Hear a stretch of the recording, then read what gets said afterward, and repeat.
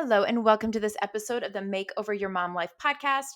My name is Rachel Jenks, and today I'm going to be talking to you about how to get out of the roommate stage with your husband. So, if you are anything like most women, you have found yourself in a marriage, whether you've been married for 1 month, 2 years, 8 years, 20 years, however long it is, and you might realize that you've become more like roommates. Okay, maybe not after 1 month, but definitely it can happen as your marriage progresses over time. You realize you've got a roommate. You have somebody that you discuss what you're going to make for dinner, when you're going to be home, who's going to pick up which kids from where. But there's really nothing more than that. You don't spend any time alone with each other. You don't go to bed together anymore. You don't watch the same TV shows and laugh like you used to. Things have just changed over time.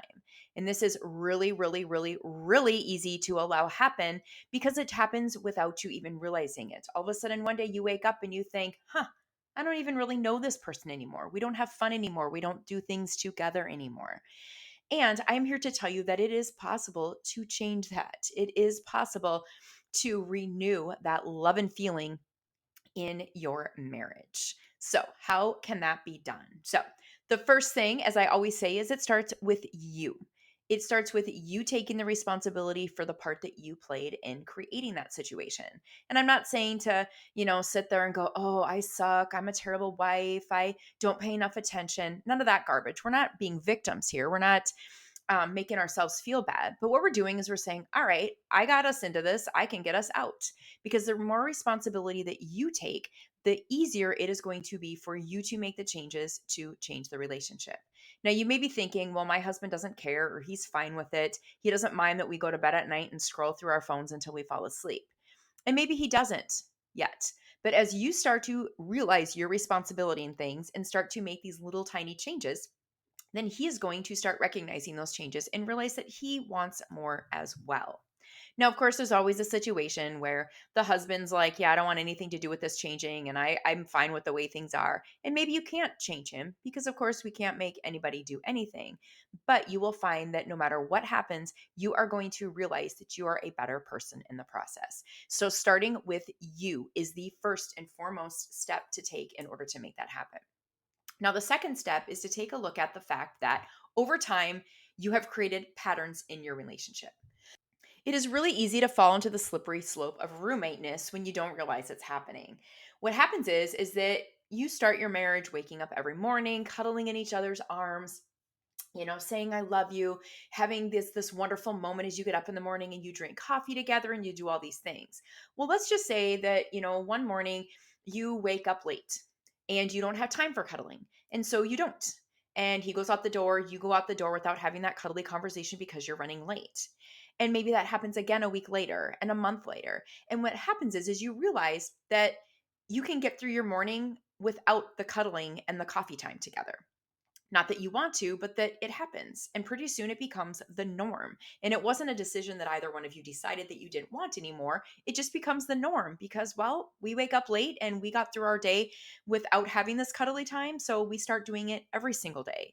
Or on the flip side, when it's time for bed at night, maybe, for some reason you had a really, really rough week at work. And so you went to bed a little bit earlier before your husband during that week. And when that happened, it just became the norm and what you do. And that's really easy to happen once you have kids and responsibilities. These patterns just start to happen. And over time, these patterns become the norm, they become what you do.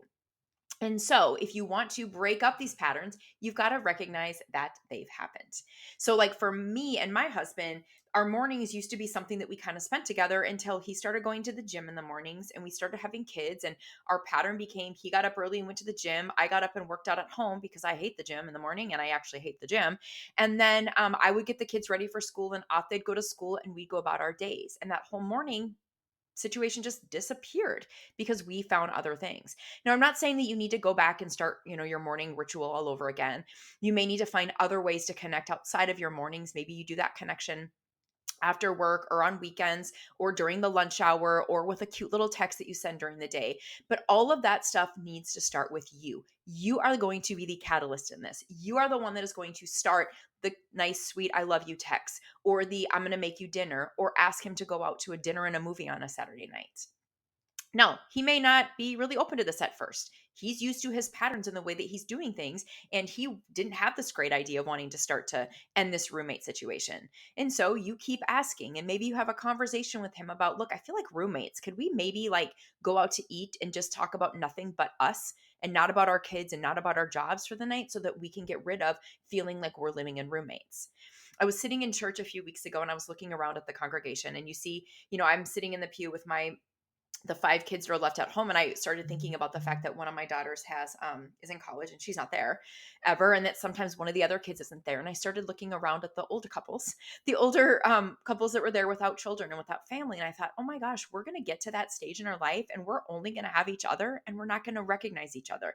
We are going to not even know how to have a conversation or have a date anymore, and I don't want that to happen. And so the time is now, if you're wanting to have a kind of marriage that when you grow old together, that you still enjoy each other's company and that you still make time for each other, and that you aren't living your life without kids but without each other.